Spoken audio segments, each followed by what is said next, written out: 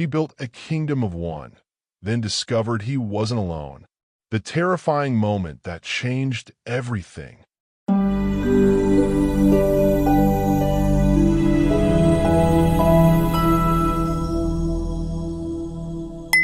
Welcome to the LMJ English channel, where stories come alive to help you master the English language. Have you ever wondered what it would be like to be completely alone, stranded on a deserted island with nothing but your wits to survive? Today, we embark on an extraordinary journey through the classic tale of Robinson Crusoe, a story that has captivated readers for centuries and continues to teach us valuable lessons about resilience, ingenuity, and the human spirit.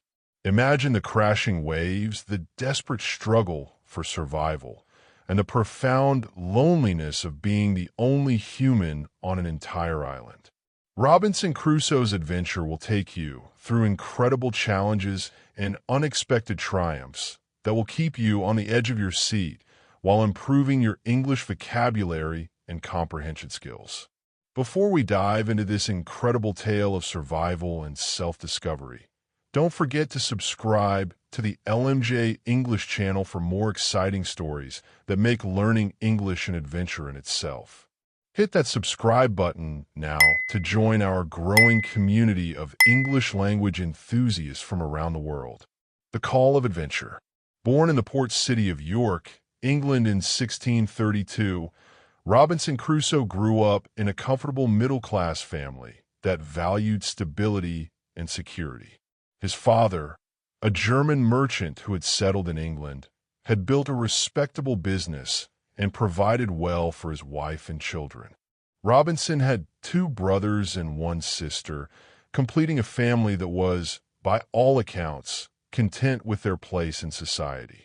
Despite his comfortable upbringing, Robinson felt a persistent call towards something his father considered dangerous and foolish: the sea. While his peers were content to learn trades or pursue education, young Robinson gazed at the horizon, dreaming of distant lands and adventures that awaited beyond the familiar streets of York. This desire wasn't merely a passing fancy, but a deep yearning that grew stronger with each passing year. "The sea beckons to some men," Robinson would later write, "as strongly as home calls to others." This internal conflict between the safety of home and the allure of adventure formed the central tension of his early life. When Robinson turned 18, his father called him to a serious conversation. Sitting in his study, the older man spoke with the wisdom of experience, painting vivid pictures of the dangers that awaited those who ventured onto the unpredictable ocean. "Those who seek extraordinary lives often meet extraordinary deaths," his father warned, his eyes filling with tears at the thought of losing his son to the merciless sea. This emotional appeal moved Robinson temporarily, causing him to reconsider his dreams. For weeks, he tried to imagine a life of contentment in England, perhaps as a lawyer or businessman, but the call of adventure continued to whisper in his ear. He approached his mother, hoping she might intercede on his behalf with his father, but she shared her husband's concerns about the perils of seafaring life. One fateful day in September 1651, when Robinson was 19 years old, a chance encounter with a friend in the port town of Hull changed everything. The friend's father owned a ship bound for London, and Robinson was invited to join them on their journey. With minimal preparation and without informing his parents, Robinson took his first step toward the life he had always imagined. The initial hours at sea were everything he had dreamed of: the fresh, salt air, the excitement of leaving land behind, the sense of unbounded possibility. But nature soon provided a harsh lesson in the realities of seafaring when a violent storm descended upon the ship. As the vessel pitched and rolled in mountainous waves, terror replaced excitement, and Robinson found himself praying for the solid ground he had so eagerly abandoned. When the storm finally subsided, leaving calm seas and clear skies in its wake, An older sailor approached the shaken young man. "What storm?" the sailor laughed, dismissing the frightening experience as merely a little wind. This encounter revealed the vast gulf between Robinson's romantic notions of seafaring and the hardened reality of those who made their living on the water. Despite this difficult initiation, Robinson's desire for adventure remained undiminished. In fact, after recovering from the initial shock, he found himself more drawn to the seafaring life than ever before. The combination of danger and beauty, hardship and freedom, spoke to something fundamental in his character. Each subsequent journey strengthened his resolve, even as each storm and difficulty tested his courage. Little did Robinson know that these early voyages were merely the prelude to an adventure far greater and more terrible than anything he could have imagined. An adventure that would strip away all the comforts of civilization and force him to discover the true measure of his character. Disaster strikes. The fateful journey that would forever change Robinson Crusoe's life began innocently enough. After several successful voyages and having established himself as a plantation owner in Brazil, Robinson joined an expedition to Africa to acquire slaves for the plantations. It was a common venture for the time, though one that Robinson would have years to reflect upon during his subsequent isolation. They set sail on September 1st, 1655, with a crew of 17 men aboard a vessel well-stocked with trade goods. The early days of the journey passed uneventfully under clear skies and favorable winds. Robinson, now an experienced seafarer, felt confident in their prospects as they made steady progress across the Atlantic. However, nature has little regard for human confidence or plans. 1 week into their voyage, the weather began to change. Dark clouds gathered on the horizon, and the wind shifted unpredictably. The experienced sailors recognized these signs with growing concern. "Hurricane coming," the captain announced grimly, ordering the crew to secure everything on deck and prepare for rough seas. What followed was not merely a storm, but a maritime nightmare of unprecedented ferocity. The hurricane struck with terrifying force, transforming the ocean into a chaotic battlefield of towering waves and howling winds. The ship, despite its size and sturdy construction, was tossed about like a child's toy. Day blended into night as the crew fought desperately to keep the vessel afloat, pumping water from the hold and making emergency repairs to damaged rigging and sails. When the hurricane finally passed, they found themselves dangerously off course, near the northern coast of South America. The ship was severely damaged, taking on water through several breaches in the hull. The captain's plan to return to port for repairs was overruled in favor of heading to Barbados, which seemed closer. It was a decision that sealed their fate, for before they could reach safety, a second hurricane overtook them. "Land! Land ahead!" The shout should have brought relief, but instead brought terror as they realized the ship was being driven toward a rocky coastline. With the vessel stuck on a sandbar and waves threatening to break it apart at any moment, the captain ordered everyone into the ship's small boat, their only chance of survival. The 17 men crowded into a vessel designed for half that number, fighting desperately against waves that threatened to capsize them with each strike. Robinson later described what happened next as a moment when time itself seemed suspended between life and death. A massive wave crashed over the small boat, flipping it completely and throwing all occupants into the churning sea. Underwater, disoriented and fighting for breath, Robinson felt the crushing power of the ocean all around him. His lungs burned for air as currents pulled him in different directions. By sheer chance or providential design, his head broke the surface momentarily, allowing him a precious gasp of air before another wave drove him under again. The next wave, rather than drowning him, propelled Robinson toward a stretch of beach visible between jagged rocks. Half swimming, half carried by the water, he managed to drag himself onto the shore, collapsing on the sand as waves continued to crash around him. Exhausted beyond measure, he crawled further inland before his strength gave out completely. When consciousness returned, Robinson's first thought was for his companions. Struggling to his feet, he scanned the coastline for any sign of other survivors. He called out repeatedly, his voice barely audible above the continuing roar of the storm. But no answer came. All he found were scattered pieces of wreckage, 3 hats and 2 shoes, silent testimony to the 17 lives that had been aboard the ship. The realization dawned slowly, then with crushing force. He was alone, completely alone on an unknown shore, with nothing but the clothes on his back. No food, no water, no shelter, no weapons, and no companions.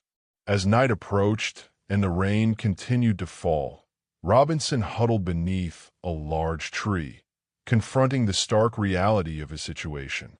"I am marooned," he whispered to himself, the word carrying all the weight of his desperate circumstance. It was a sailor's worst nightmare, to be stranded on an uninhabited shore with little hope of rescue. Yet even in that darkest moment, something resilient stirred within Robinson Crusoe, a determination to survive that would carry him through years of solitude and hardship. Building a new life. The morning after the shipwreck brought Robinson face to face with his dire circumstances. Soaked, hungry, and utterly alone, he climbed a nearby hill to survey his surroundings. What he saw confirmed his worst fears. He was on an island, with no sign of human habitation. The realization that rescue might never come was almost overwhelming, but survival instinct quickly took precedence over despair. Looking out to sea, Robinson spotted something that rekindled hope. The shipwreck, lodged on a sandbar not far from shore. Though partially submerged, the vessel had not been completely destroyed by the storm. This discovery presented both an opportunity and a challenge. If he could reach the ship, he might salvage supplies essential for survival, but swimming through the treacherous waters would be dangerous. "I must act now," Robinson decided, "before another storm finishes what the last began." Stripping off his waterlogged clothes, he dove into the sea and swam toward the wreck. The exertion tested his already exhausted body, but determination drove him forward. After a difficult swim, he reached the ship's side where a dangling rope provided access to the deck. Aboard the abandoned vessel, Robinson found a treasure trove of survival necessities. Food, tools, weapons, clothing, and building materials. All crucial items that would have been impossible to create from scratch on the island. "It was as if Providence had delivered a warehouse to my very doorstep," he later wrote, recognizing the extraordinary fortune of having access to these civilized resources. Unable to carry everything in one trip, Robinson constructed a makeshift raft from ship timbers. Over several days, he made multiple journeys between the wreck and shore, salvaging everything of potential value before the inevitable deterioration of the ship. Each successful trip expanded his inventory of survival tools. Carpentry instruments, knives, guns, gunpowder, clothing, sails for shelter, and even books. With immediate survival needs addressed, Robinson turned his attention to creating a home on the island. Security was paramount, both from potential animal predators and from unknown human visitors. He selected a site on a small rise near a freshwater stream, protected on one side by a steep rock face. Here, he built his first shelter, driving stakes into the ground and stretching salvage canvas overhead to create a simple tent. This temporary arrangement soon gave way to a more ambitious project. Using tools from the ship, Robinson excavated a cave in the hillside, expanding it into a crude but effective dwelling. Outside this natural shelter, he constructed a strong fence by driving tall stakes into the ground, creating what he proudly called his fortress. No castle was ever more carefully secured, Robinson noted in his journal. The dwelling had no door. Access was only possible by climbing a ladder that could be removed to prevent unwanted visitors. Inside this compound, he organized his salvaged goods, creating separate areas for sleeping, food preparation, and storage. Establishing a daily routine became essential for maintaining both physical well-being and mental health. Robinson's military-like schedule included regular hours for hunting, gathering food, maintaining his shelter, and exploring the island. To keep track of time, a surprisingly difficult task without human contact or modern calendars. He erected a large wooden cross on the beach, carving a notch for each passing day. The psychological challenge of absolute solitude proved as demanding as the physical hardships. To combat creeping despair, Robinson turned to the Bible he had salvaged from the ship, finding comfort in its passages and developing a spiritual practice that sustained him through difficult times. He also began keeping a journal, recording daily events and reflections that helped maintain his sense of self. In this journal, he wrote, "I pour out my soul's complaints, but also count my blessings."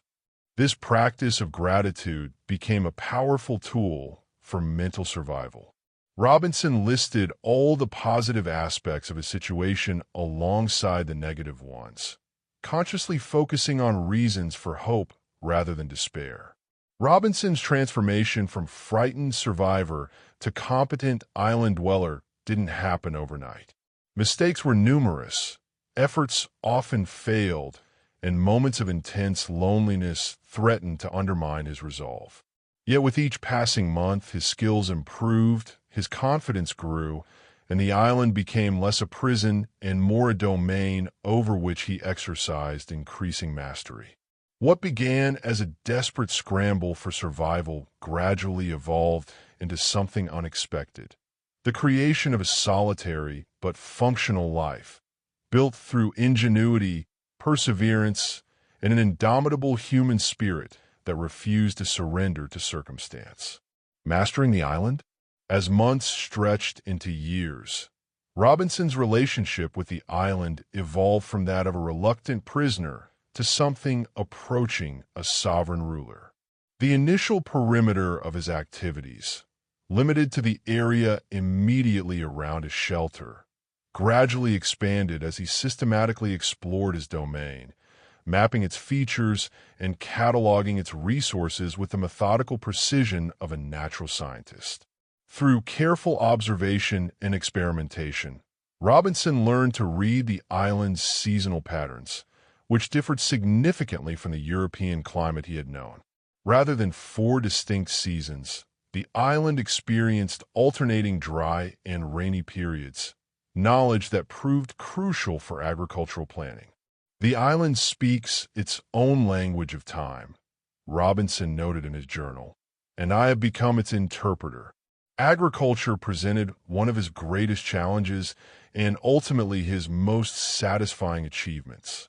The discovery of a few grain seeds among his salvaged supplies led to careful experiments with planting. His first attempts failed miserably, teaching him hard lessons about timing, soil conditions, and the threat posed by birds and small animals to his precious crops. "I guard these shoots as a mother guards her children," he wrote during his second attempt at cultivation, having constructed a protective fence around the young plants. The harvest, though modest by any standard, represented a triumph of human determination, the first crops intentionally grown on the island perhaps since the beginning of time. Robinson's successful cultivation of corn marked a turning point in his island existence. No longer merely surviving by gathering what the island naturally provided, he was actively shaping his environment, imposing human order on wild nature. This agricultural success encouraged further experiments with other crops, including barley, rice, and various fruits discovered in the island's interior valleys. Domestication of animals followed a similar pattern of trial and error. An early attempt to capture an adult goat ended painfully when the frightened animal kicked him in the face. Learning from this mistake, Robinson later managed to catch young goats that could be more easily tamed. Over years of careful breeding, he established a small herd that provided milk, meat, and companionship. My goat herd represents civilization amid wilderness, Robinson reflected, recognizing that animal husbandry represented another step away from mere survival toward recreating elements of the society he had left behind. The goats became not just a food source, but companions of sorts, responding to his voice and providing a modest outlet for his deeply human need for connection. Robinson's technical abilities expanded remarkably through years of necessity-driven innovation. Without clay pots for storage and cooking, he taught himself pottery, failing repeatedly before mastering the techniques of firing clay at temperatures high enough to create durable vessels. Similarly, he developed skills in basket weaving, carpentry, and even tailoring, crafting clothes from the skins of animals when his European garments finally disintegrated beyond repair. The creation of a secondary dwelling in the fertile valley at the island's center demonstrated his growing confidence and expanded domain. This country house, as he called it, featured innovations learned through years of experience: better ventilation, improved protection from the elements, and defensive features informed by his growing understanding of potential threats. Perhaps most remarkably, Robinson expanded his territory beyond land by successfully building a canoe that allowed him to circumnavigate portions of the island. This nautical achievement nearly ended in disaster when ocean currents threatened to carry him away from the island entirely, a sobering reminder of nature's power even after years of increasing mastery. Throughout this period of growing competence, Robinson maintained his daily journal, calendar, and spiritual practices. These habits preserve his connection to language, time, and moral frameworks, even in the absence of human society. When he discovered a talking parrot among the island's wildlife, he spent months teaching it phrases, creating the illusion of conversation in his solitary world. Hearing my own language spoken back to me, even by a bird, brings extraordinary comfort, he confessed, revealing how deeply he missed human interaction despite his remarkable adaptations to solitude. This seemingly small achievement, teaching a parrot to speak, highlighted both Robinson's ingenuity and the profound psychological challenge of his isolation. After more than a decade on the island, Robinson had transformed from a desperate castaway into a remarkably self-sufficient master of his environment. His daily life ran with the predictable rhythm of routines perfected through years of practice. Yet despite these achievements, one reality remained unchanged. He was still absolutely alone in a world designed for human connection. The threat of danger. In his 15th year on the island, Robinson's world was shattered by a discovery that instantly transformed his perception of his domain. While walking along the shore on the opposite side of the island from his habitation, he came upon something that froze his blood, the clear imprint of a human foot in the sand. After years believing himself to be the island's sole human inhabitant, this silent evidence of another presence struck him with paralyzing terror. My imagination filled with 1,000 fearful possibilities, Robinson later wrote. The footprint spoke volumes in its silence, telling me I was not alone, but revealing nothing of who shared my island or what intentions they might harbor. His initial reaction was blind panic.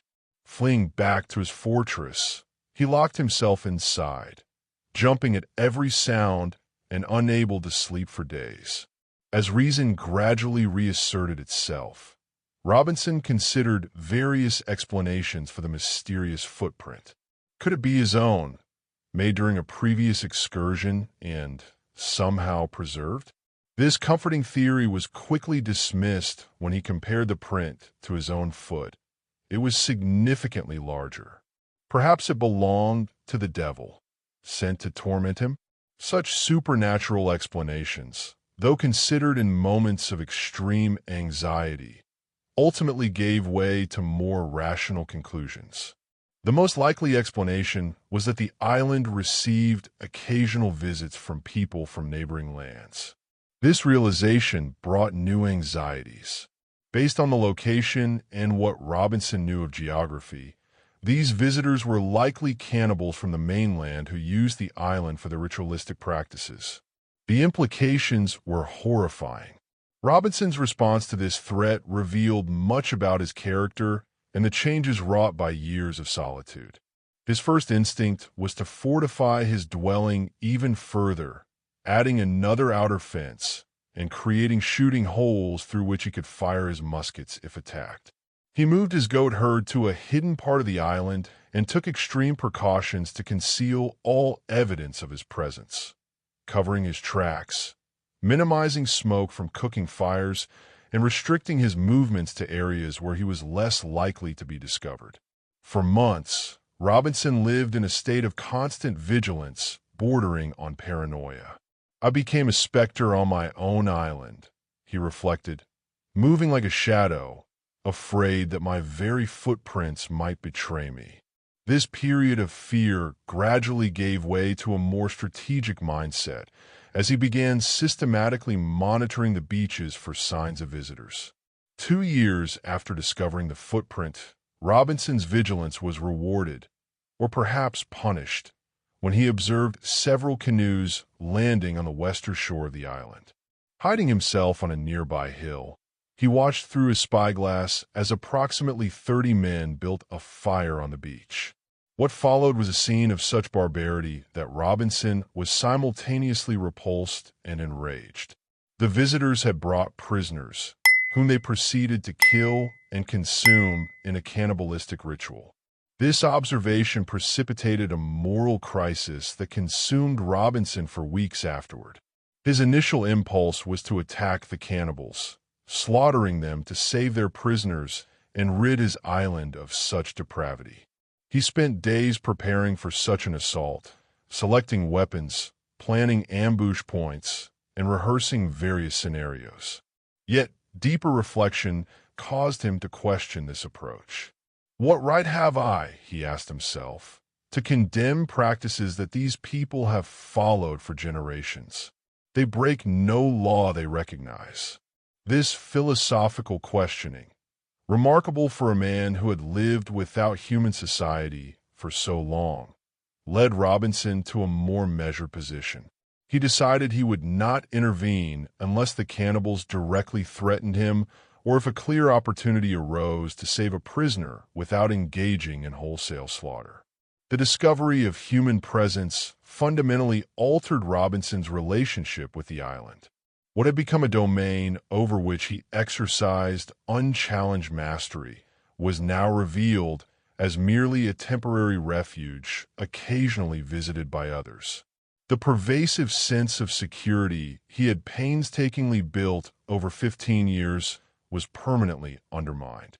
I lived now in 2 islands, Robinson observed. The physical island of my daily labors, and the island of my mind, where fear and moral questioning became constant companions. Despite this new reality, Robinson maintained his routines and continued to improve his living conditions. The threat remained largely theoretical until Providence delivered a moment of decision that would forever change his solitary existence. In his 24th year of isolation, Robinson's vigilance detected another canoe landing. This time, however, events would unfold differently, presenting both danger and an unexpected opportunity for human connection after decades of profound solitude. The rescue of Friday. On a Friday morning in Robinson's 24th year on the island, fate presented him with a moment that would forever alter his solitary existence. From his hidden observation point, Robinson watched as another group of cannibals arrived on the island with two prisoners. After killing and consuming the first, they prepared to execute the second. In a moment of either providence or extraordinary luck, the remaining prisoner broke free from his captors and fled directly toward the part of the island where Robinson was concealed. With only two pursuers following the escaped prisoner, Robinson made a split-second decision. After years of philosophical debate with himself about intervention, the immediate circumstances presented a clear opportunity to act. As the fleeing man ran past Robinson's hiding place, Robinson emerged with his weapons ready. "I acted without further thought," Robinson later wrote, "as if some force beyond myself guided my actions." With practiced precision, he fired at the closest pursuer, killing him instantly. The second pursuer, momentarily frozen in shock at the thunderous sound of the musket and the mysterious death of his companion, quickly became the target of Robinson's second shot. The escaped prisoner had stopped at the sound of gunfire. When he turned and saw Robinson, his reaction revealed both fear and astonishment. Having expected death at the hands of his captors, he now confronted a figure unlike any he had ever seen.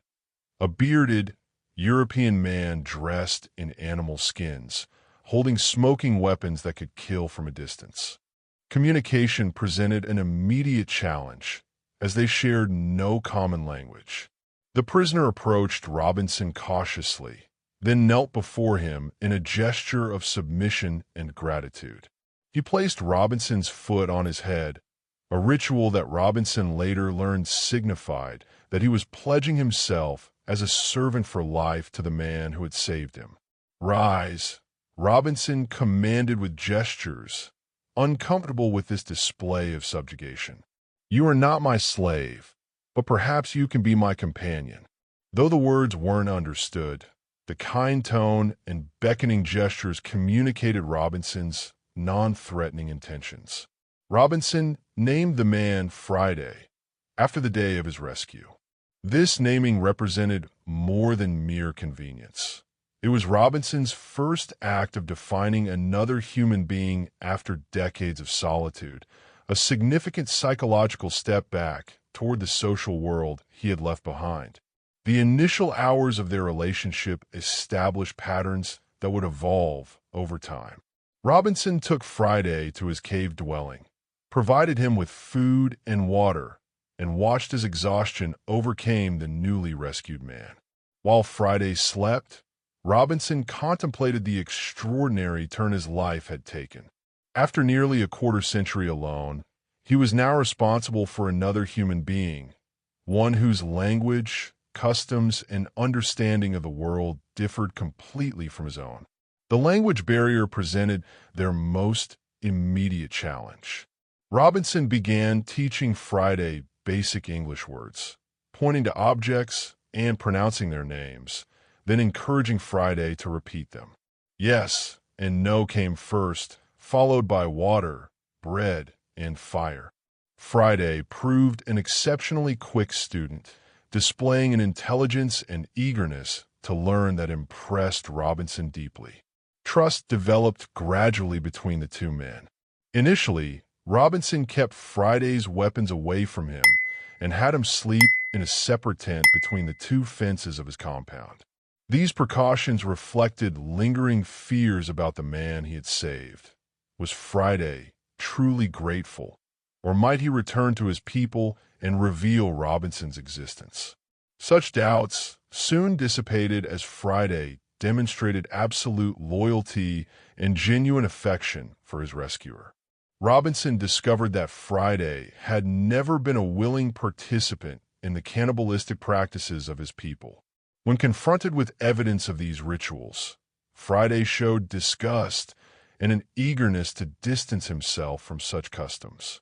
This moral alignment helped strengthen their bond, Though Robinson recognized the cultural complexity behind practices he found abhorrent.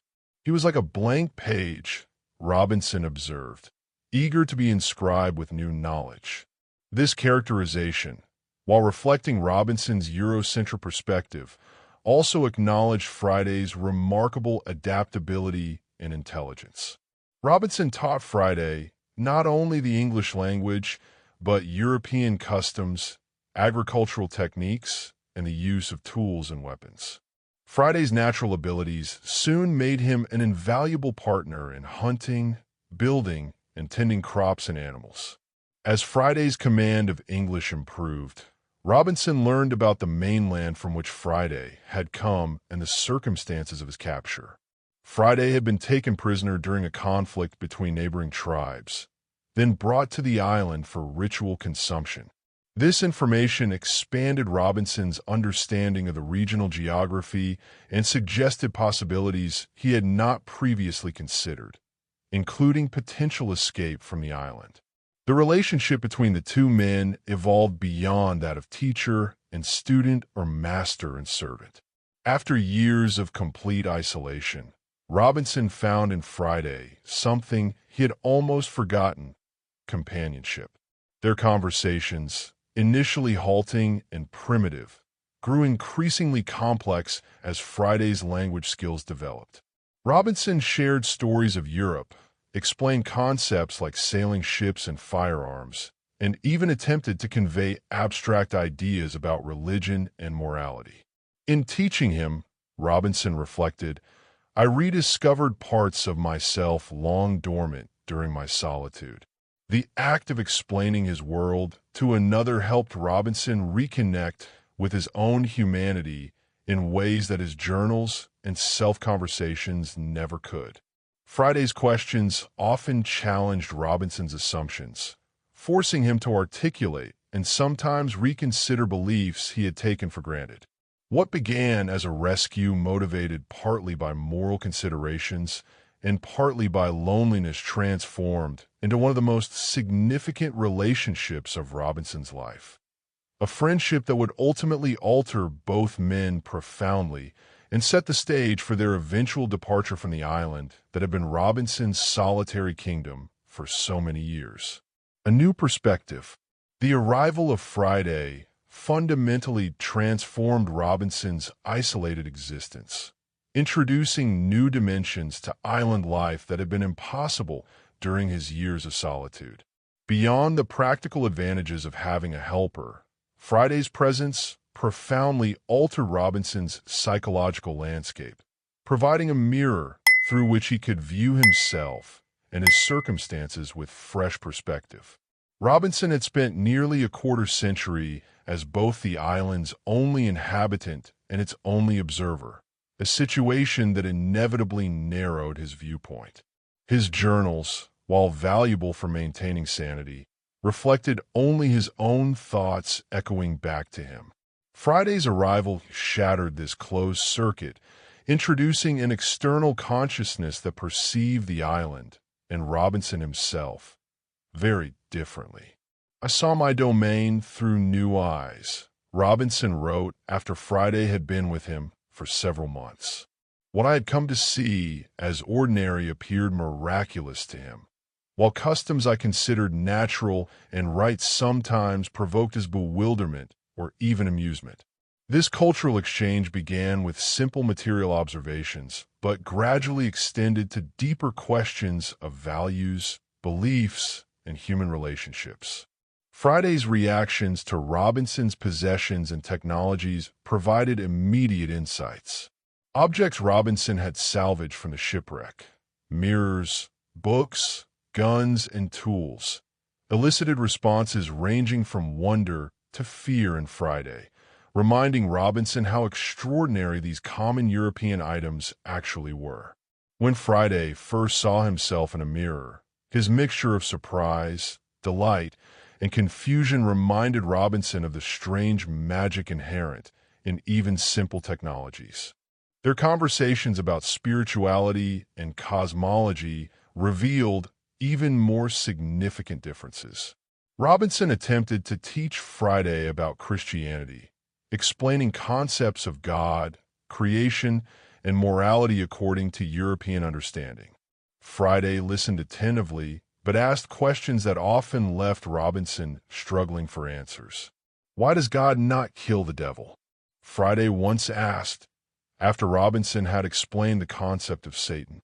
If God made everything and is stronger than all, why allow evil to exist? Such seemingly simple queries forced Robinson to confront theological paradoxes he had never fully resolved himself, despite years of biblical study during his isolation. Friday also shared elements of his own people's spiritual beliefs, describing deities associated with natural forces and ancestral spirits that maintained connections between the living and the dead. Initially dismissive of these pagan superstitions, Robinson gradually recognized patterns that paralleled aspects of his own faith, particularly the human desire to make sense of a mysterious universe and find meaning in suffering. The cultural exchange extended to practical knowledge as well.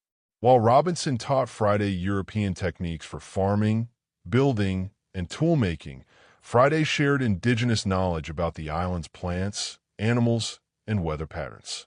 He identified edible plants Robinson had overlooked, demonstrated more efficient hunting methods, and predicted weather changes with remarkable accuracy based on subtle environmental signs. Though I had lived on this island for 24 years, Robinson acknowledged, Friday taught me to see it anew, revealing resources and possibilities I had never noticed. This mutual education created a partnership that transcended the initial master-servant dynamic Robinson had envisioned, evolving into something closer to friendship between men from vastly different worlds. Language played a crucial role in this evolving relationship.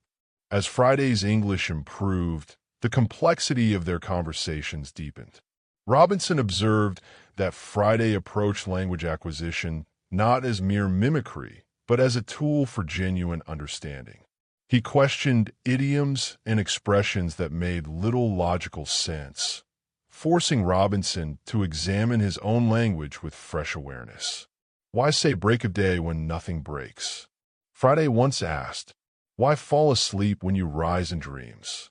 These linguistic observations delighted Robinson, who came to appreciate the poetry and strangeness of his native tongue through Friday's inquiries.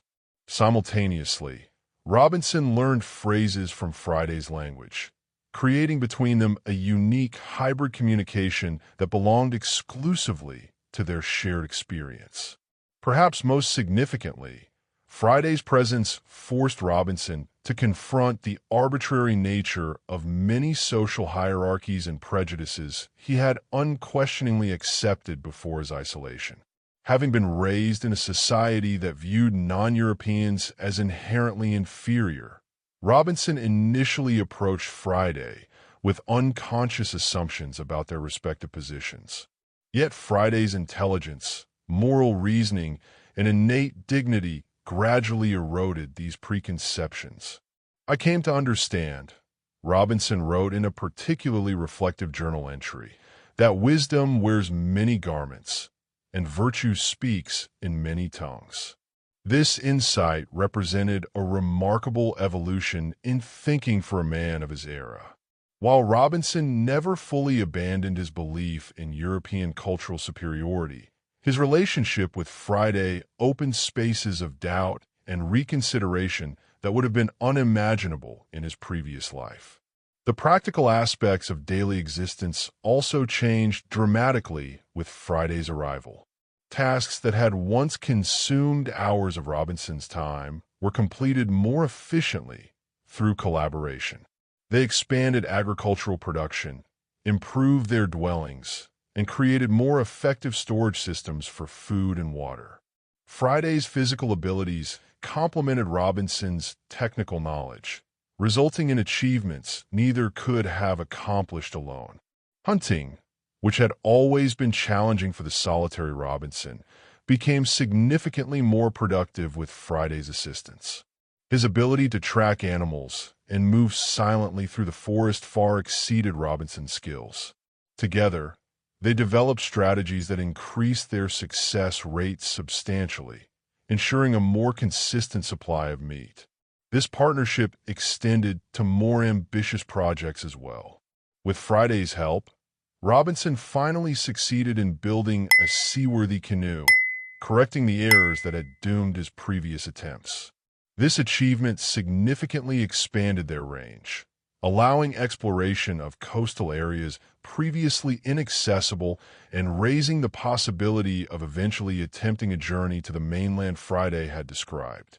Beyond these practical benefits, Friday's companionship addressed the profound loneliness that had been Robinson's constant burden. The simple presence of another human being, someone to share meals with, to laugh with, to exchange observations about the day's events, fulfilled a basic need that years of self-sufficiency had never satisfied. Robinson had survived alone, but with Friday, he began to live again. "I had forgotten," Robinson confessed, "how essential it is to be known by another. To see one's existence reflected in another's eyes gives substance to one's being in a way no journal or interior dialogue ever can." This recognition of the fundamental importance of human connection represented one of Robinson's most profound insights during his island years. As months became years, their relationship continued to evolve. Friday's role expanded from student and assistant to genuine partner in their shared enterprise. Robinson came to value not just Friday's physical assistance, but his judgment, creativity, and unique perspective. What had begun as an act of rescue, motivated partly by morality and partly by loneliness, transformed into one of the most significant relationships of Robinson's life. This transformation would ultimately prove essential to their eventual departure from the island. The symbiosis they developed, combining Robinson's technical knowledge with Friday's natural abilities, created possibilities that neither man could have achieved alone. More importantly, it prepared Robinson psychologically for re-entry into human society after decades of isolation. Through Friday, Robinson reconnected with his own humanity, rediscovering aspects of himself that solitude had nearly extinguished. Lessons from isolation. The decades Robinson Crusoe spent on his island represented more than mere survival against overwhelming odds. His experience constituted an unprecedented experiment in human adaptability and self-reliance, yielding insights into the human condition that only extreme isolation could reveal. As his time on the island approached its final chapter, Robinson increasingly reflected on how his extraordinary circumstances had transformed him. "I came to this island a different man than I am today," Robinson wrote in his journal after 25 years of isolation. "Shipwreck stripped away all external markers of identity, possessions, social position, relationships, forcing me to discover what remained when everything familiar was lost." This process of reduction and rebuilding formed the core of Robinson's personal transformation. The most immediate lesson isolation taught was the remarkable extent of human adaptability. Faced with conditions that would have seemed impossible from the comfort of civilization, Robinson discovered capacities within himself he never suspected existed. Skills he had previously delegated to specialists. Carpentry, hunting, farming, toolmaking became essential parts of his daily existence. This forced versatility revealed how artificially narrow most civilized lives had become. In England, Robinson observed, a man might spend his entire life making shoes, never learning to grow food or build shelter. Here, I became 20 men in one: carpenter, farmer, baker, hunter, tailor, soldier, discovering that human capacity extends far beyond the boundaries society typically assigns. This realization about human potential remained with Robinson long after his rescue, influencing his view of specialized labor in education. Isolation also taught Robinson profound lessons about the relationship between necessity and invention. Without access to manufactured goods, he was forced to create solutions from available materials, often through processes of experimentation that involved numerous failures. His eventual successes, whether in pottery, bread making, or boat building, came through persistent trial and error rather than formal instruction. When one has no choice but to solve a problem, he wrote, the mind becomes remarkably resourceful. This insight applied not only to technical challenges, but to psychological ones as well. Finding ways to maintain hope, purpose, and sanity during years of solitude required equally creative solutions. Perhaps the most significant psychological lesson came through Robinson's evolving relationship with time. In civilization, time had been externally structured through clocks, calendars, business hours, and social obligations. On the island, these artificial markers disappeared, requiring Robinson to create his own temporal framework. His calendar cross on the beach, with its daily notches and weekly markers, represented more than practical timekeeping. It was an assertion of human order amid natural chaos. As years passed, Robinson noticed his perception of time itself changing. Days once crawled with unbearable slowness, he recalled, yet now entire seasons pass like gusts of wind. This paradoxical experience, where individual moments could seem eternal while years collapsed in memory, revealed how subjective temporal experience truly is, especially in the absence of social reinforcement. Robinson's changing relationship with possessions provided another profound insight. Having once been driven by ambition for wealth and status, he found himself in a world where conventional valuables meant nothing. The box of gold coins he salvaged from the shipwreck remained untouched for years, useless in an economy of one. Instead, practical tools and items that enabled survival became his most precious possessions. I laughed at the irony, Robinson wrote, that the gold and silver I once coveted lay unused, while a simple knife or pot held value beyond measure.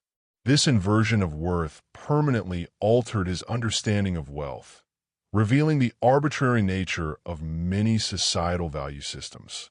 Even after returning to civilization, Robinson maintained a skepticism toward purely monetary definitions of prosperity. Isolation also transformed Robinson's understanding of community and interdependence.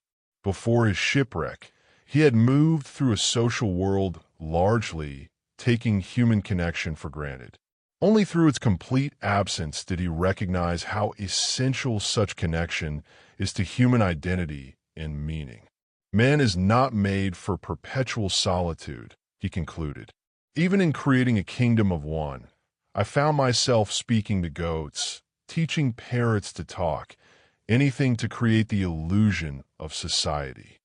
This recognition made Friday's arrival all the more significant, not merely as practical assistance, but as the restoration of something fundamentally human that Robinson had lost. Perhaps most profound was how isolation altered Robinson's spiritual understanding. In civilization, his religious practice had been largely conventional and unexamined. On the island, faith became both more personal and more essential, evolving from routine observation to profound contemplation.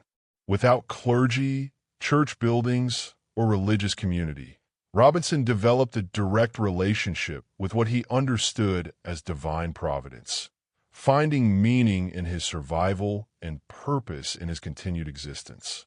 In solitude, I discovered that faith must become one's own or perish entirely, he reflected. Inherited beliefs crumble under isolation's weight unless they take root in personal experience.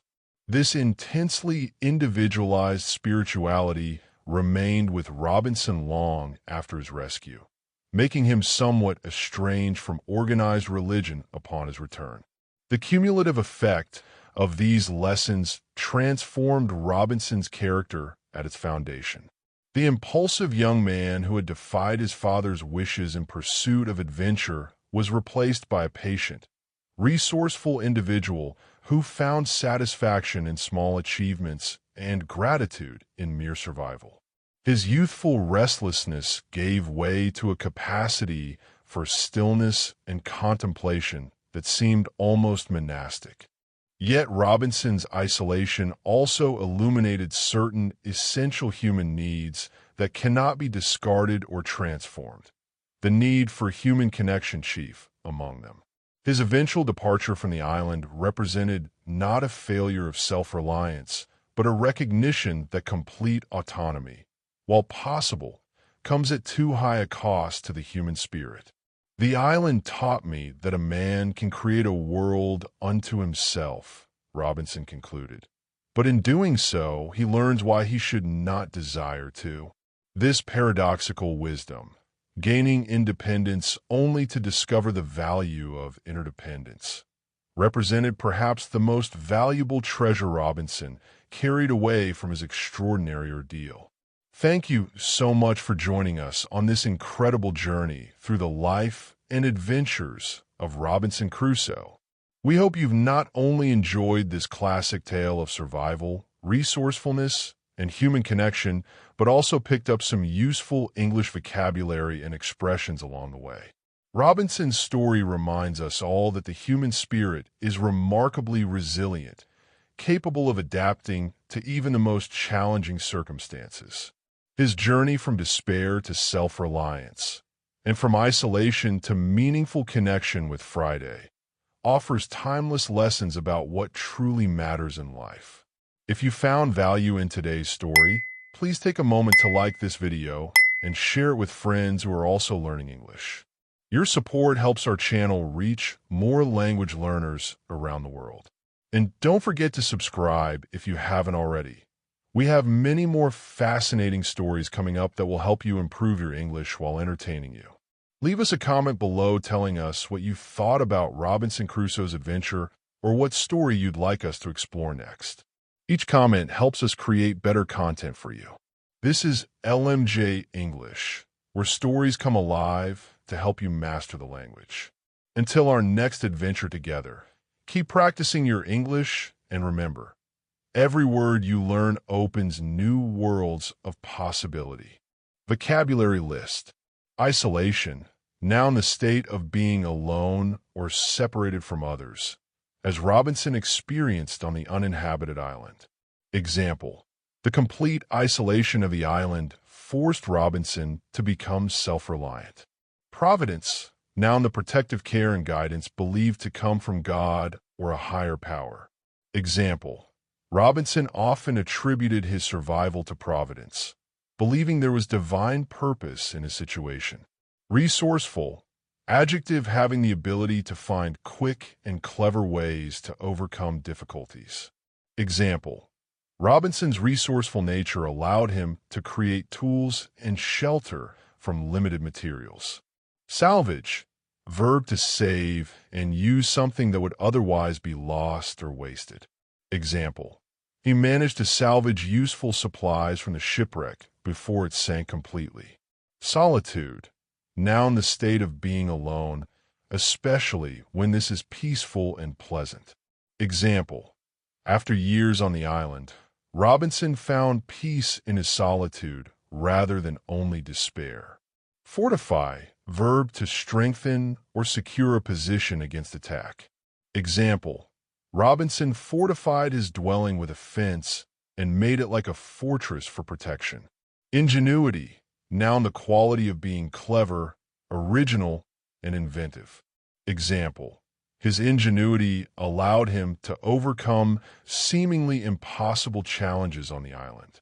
Cultivate, verb to prepare and use land for growing plants or crops. Example, it took several attempts before Robinson successfully cultivated corn on the island. Domesticate, verb to tame an animal and keep it as a pet or for farm produce. Example: Robinson managed to domesticate goats that provided him with milk and meat. Perseverance. Noun, continued effort and determination despite difficulties. Example: his perseverance through years of isolation demonstrated remarkable mental strength. Sovereignty. Noun, supreme power or authority over a territory. Example: Robinson established a kind of sovereignty over the island, becoming its sole ruler. Revelation. Noun, a surprising and previously unknown fact that has been disclosed. Example: finding the footprint was a shocking revelation that he wasn't alone on the island. Vigilance. Noun, the action of keeping careful watch for possible danger. Example: after discovering evidence of visitors, Robinson maintained constant vigilance. Cannibalism. Noun, the practice of eating the flesh of one's own species. Example: Robinson was horrified to witness cannibalism being practiced on his island. Intervention. Noun, the action of becoming involved in a situation to prevent something.